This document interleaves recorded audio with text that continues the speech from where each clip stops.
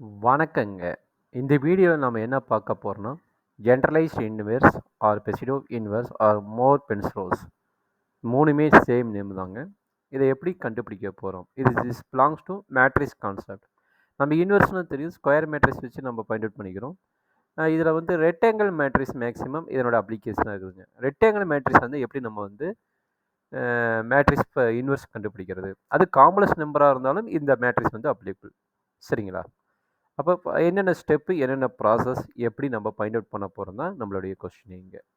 So given that ஏங்கிறது வந்து ஒரு மேட்ரிக்ஸ், ஏ வந்து maybe rectangular matrix, not for necessary square matrix.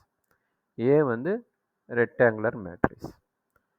இங்கே என்ன ஆகுதுன்னா, A transpose A into A transpose into A, இது வந்து என்ன கண்டிஷன் சாட்டிஸ்ஃபை ஆகும்னா கெர்மிட்டன் மேட்ரிக்ஸ். கெர்மிட்டன் மேட்ரிக்ஸ்னா என்னென்னா சிமெட்ரிக் மேட்ரிக்ஸோட கான்செப்ட் தான். சிமெட்ரிக் மேட்ரிக்ஸ்னா என்ன? இது satisfy the A equal to A transpose. A equal to A transpose symmetric matrix. இங்கே கெர்மிட்டன் மேட்ரிக்ஸோட மீனிங் என்னென்னா, A should be the complex number. A காம்ப்ளெக்ஸாக இருந்தாலும் ரியலாக இருந்தாலும் நோ ப்ராப்ளம். ஏ ரியல் நம்பராக இருந்தால் சிமெட்ரிக் மேட்ரிக்ஸோட கான்செப்ட். ஏ வந்து காம்ப்ளெக்ஸ் நம்பராக இருந்தால் is a கெர்மிட்டன் மேட்ரிக்ஸோட concept.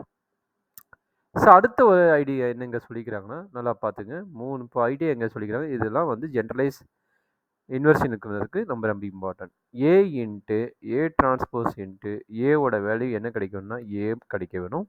And also A transpose into A transpose என்ன கிடைக்கும்னா that is A transpose find out பண்ணி கண்டுபிடிக்கணுங்க.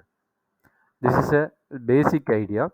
சரிங்க, இப்போ எப்படி இன்வெர்ஸ் கண்டுபிடிக்கலாம் அப்படிங்கிறதோடைய அல்காரிதம் நம்ம பார்க்க போகிறோம். ஓகே, அல்காரிதம் நம்ம எப்படி இன்வெர்ஸ் கண்டுபிடிக்கலாம் அப்படிங்கிறத ஃபஸ்ட்டு பார்க்க வேணும். ஸோ ஃபஸ்ட்டு ஒர்க் என்னென்னா ஃபைண்ட் ரேங்க். எதனோட ரேங்கு? ஏவோட ரேங்க். ஃபைண்ட் ரேங்க் ஆஃப் ஏ. அந்த ரேங்கை வந்து நம்ம என்ன நோட் பண்ணுறோன்னா, ரேங்கை வந்து கேன்னு நோட் பண்ணுறோம். ரேங்கை வந்து என்ன நோட் பண்ணுறோன்னா கேன்னு நோட் பண்ணுறோம். செகண்ட் என்ன பண்ணுறோன்னா, அந்த ரேங்க் மேபி ஏன்னா இது ரெக்டாங்கிள் மேட்ரிக்ஸுங்கிறோம். அப்போ அந்த ரேங்கோட ஆர்டர் மேபி கேன்னு இருந்ததுன்னா அதுக்கு வந்து சப் மேட்ரிக்ஸ் ஃபார்ம் பண்ணுறீங்க. என்னோட மேட்ரிக்ஸ் சப் மேட்ரிக்ஸ், அதனோட ஆர்டர் என்னென்னா கே பை கேவாக இருக்கணும். எதனோட சப் மேட்ரிக்ஸ்? ஏவோட சப் மேட்ரிக்ஸாக இருக்கணுங்க. அடுத்த ஐடியா என்னென்னா, வெரி இம்பார்ட்டன்ட் ஐடியா, இங்கே தான் வெரி கேர்ஃபுல்லாக யூஸ் பண்ணணும். பிக்யூ வந்து நீங்கள் ஃபார்ம் பண்ணுறீங்க. எதை பேஸ் பண்ணினா பிக்யூ எதை பேஸ் பண்ணி ஃபார்ம் பண்ணுறீங்கன்னா மேக்ஸிமம் ஐடென்டி மேட்ரிக்ஸை வச்சு ஃபார்ம் பண்ணுறீங்க. மேட்ரிக்ஸை ஐடென்டி மேட்ரிக்ஸ் வச்சு ஃபார்ம் பண்ணுறீங்க. எதை வச்சு ஃபார்ம் பண்ணுறோம்? ஐடென்டி மேட்ரிக்ஸ் வச்சு நம்ம ஃபார்ம் பண்ணுறோம். ஐடென்டி மேட்ரிக்ஸ் வச்சு ஃபார்ம் பண்ணிவிட்டு ஐடென்டி மேட்ரிக்ஸு எலிமெண்ட்ரி டிரான்ஸ்ஃபார்ம் நம்ம யூஸ் பண்ணுறோம். ஓகே, ஐடென்டி மேட்ரிக்ஸோட ஃபார்மேட் தெரியும். Maybe I will taking 3/3 மேட்ரிக்ஸ்னா 1 0 0 0 1 0 0 0 1. ஓகேங்களா? இப்போ இதனோட ரேங்க் வந்து ஃபிக்ஸ் பண்ணுறோம். இங்கே ரேங்க் என்ன? கே பை கேன்னு எடுத்துக்கிறோம். அப்போ இதனோட ஒன் ஆஃப் த ரேங்க் வந்து கேவாக இருக்கிற மாதிரி ஃபிக்ஸ் பண்ணுறோம். அப்படிங்கும்போது அதனோட ஐடென்டி மேட்ரிக்ஸ் இந்த ஏவும் காம்பினேஷன் வரும்போது அதனுடைய ரேங்க் வந்து மாறக்கூடாதுங்க. அப்போ அதுக்கு தகுந்த மாதிரி நம்ம வந்து எலிமெண்ட்ரி டிரான்ஸ்ஃபார்ம் மேபி 1 0 0 0 0 1 0 0 0 1 0 இந்த மாதிரி ஃபார்மேட்லேயும் பிக்யூ வந்து ஃபிக்ஸ் பண்ணுறோம். அப்போ கண்டிப்பாக ஏதோ ஒன்னோட ஆர்டர் பார்த்தீங்கன்னா கேவாக இருக்கணும், இன்னொன்று வந்து நார்மலாக இருந்தாலும் ஓகேங்க. இது ரொம்ப ரொம்ப important idea. P and Q suit பண்ணும்போது அது ப்ராப்ளத்துக்கு தகுந்த மாதிரி வேரி ஆகும். அது நம்ம ப்ராப்ளத்தில் வந்து கேவோட ரேங்க் என்னவோ அதுக்கு தகுந்த மாதிரி நம்மளுக்கு வேரி ஆகுங்க. ஸோ அடுத்தது என்ன பண்ண போகிறோம்னா பிஏக்யூ கண்டுபிடிக்க போகிறோம். பிஏக்யூவோட கண்டுபிடிக்கும் போது அது ஒரு மேட்ரிக்ஸ் ஃபார்மேட் கிடைக்குது. அது என்ன ஃபார்மேட்னா AA11 A12 A21 A22, இது மேட்ரிக்ஸ் ஃபார்மேட். இந்த ஃபார்மேட்டை எப்படி நம்ம டிவைட் பண்ணுறாங்க பார்த்துங்க. இந்த ஃபார்மேட்டில் நம்மளுக்கு டிவைட் பண்ணுறாங்க. அப்போ A11ஓட வேல்யூஸ் எப்படி இருக்குன்னா எல்லா வேல்யூமே A11ஓட very important is a sub matrix of ஏவாக இருக்குங்க. A21 A12 A22 இது வந்து செட் பண்ண முடிஞ்சால் செட் பண்ணிக்கலாம். With belongs to up to contain A, அது வேல்யூஸ் எப்படி இருக்குன்னா ஏவோட வேல்யூஸாக இருக்கணும். அல்லது நீங்கள் எம்டி வேல்யூ வச்சுக்கணும். எம்டி வேல்யூன்னு என்னங்க?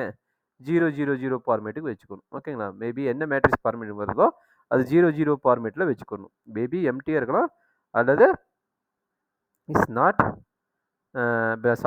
சப்ஸ் மேட்ரிக்ஸ் ஆஃப் ஏன்னு வச்சுக்கலாங்க. This a very important one, very important point. So ஓகேங்க. அடுத்த ஒர்க்கு நம்ம என்ன பண்ண வேணும் அப்படின்னா, அடுத்த ஒர்க்கு வந்து form the matrix P. Form the matrix B.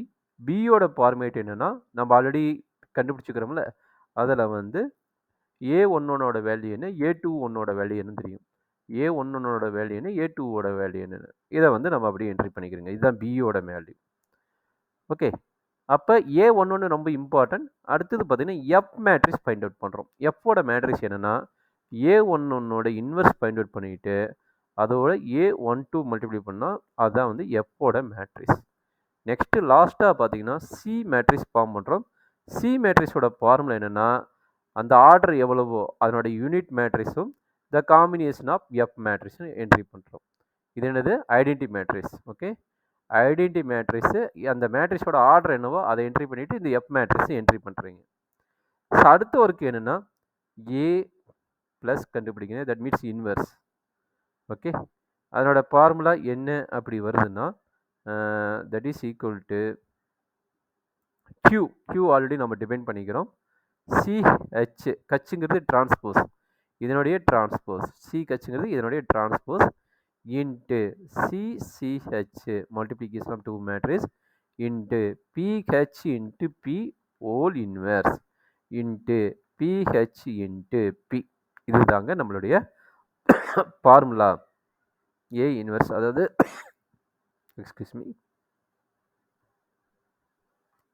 So A inverse கண்டுபிடிக்கிறதுக்கு உண்டான ஃபார்முலா. சப்போஸ் இதோட நமக்கு ஜென்ரலைஸ் இன்வெர்ஸ் கண்டுபிடிச்சாச்சு. இதனோட ரொட்டேஷன் தான் ஜென்ரலைஸ் இன்வெர்ஸ். இது ஃபைண்ட் அவுட் பண்ணியாச்சு. சப்போஸ் இந்த கிவன் மேட்ரிக்ஸ் ஏ கொடுத்துக்கிறாங்கன்னு வச்சுக்கோங்களேன். அந்த கிவன் மேட்ரிக்ஸ் 2 டைப்பாக டிவைட் பண்ணலாம். One is not a linear independent, another one is called A independent case. இப்போ நாட் ஏ இண்டிபெண்டன்ட் கேஸ்னால் நீங்கள் ப்ரீவியஸ் அல்காரிதம் என்ன சொல்லிக்கணும் அதை எல்லாத்தையும் அப்ளை பண்ணுங்கள். ஸோ இண்டிபெண்டன்ட் கேஸு அப்படின்னா நம்ம என்ன பண்ண போகிறோம்னா டைரெக்டாக ஈஸியான ஐடியா. அதனோட ரிசல்ட் என்னென்னா டைரெக்டாக ஃபைண்ட் அவுட் பண்ணால் ஏ transpose into A whole inverse into A transpose. இதுதாங்க ஃபார்முலா. ஓகே. இது எப்படி சார் லீனியர் இண்டிபெண்டன்ட் அப்படி ஃபைண்ட் அவுட் பண்ணுறது அப்படின்னா, சப்போஸ் 2 மேட்ரிக்ஸ் கொடுத்துக்கிறாங்கன்னு வச்சுக்கோங்க. தட் மீன்ஸ் 2 காலம் மேட்ரிக்ஸ் கொடுத்துக்கிறாங்கன்னு வச்சுக்கோங்களேன். 2 காலம் மேட்ரிக்ஸ் கொடுத்துக்கிறாங்க. இது வந்து x1, இது வந்து x2ன்னு வச்சுக்கோங்க. இது கரஸ்பாண்டிங் வேல்யூஸ். அந்த x1 இன்ட்டு x2 மல்டிப்ளை பண்ணும்போது 2 வெக்டர் காலம் வெக்டரை மல்டிப்ளை பண்ணும்போது 0ன்னு வந்ததுன்னா that is called A linearly independent matrix.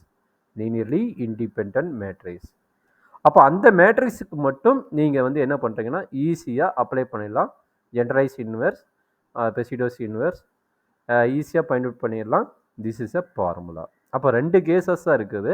Generalise inverse, one is called A not independent and another one is called A independent case. Independent கேஸ்னால் ஈஸியாக find out பண்ணிடலாம். Suppose not independent கேஸ்னால் மொத்தம் இத்தனை ஸ்டெப் இருக்குது. இத்தனை ஸ்டெப்பு நம்ம use பண்ணி ஃபைண்ட் அவுட் பண்ணி பார்க்கணும்.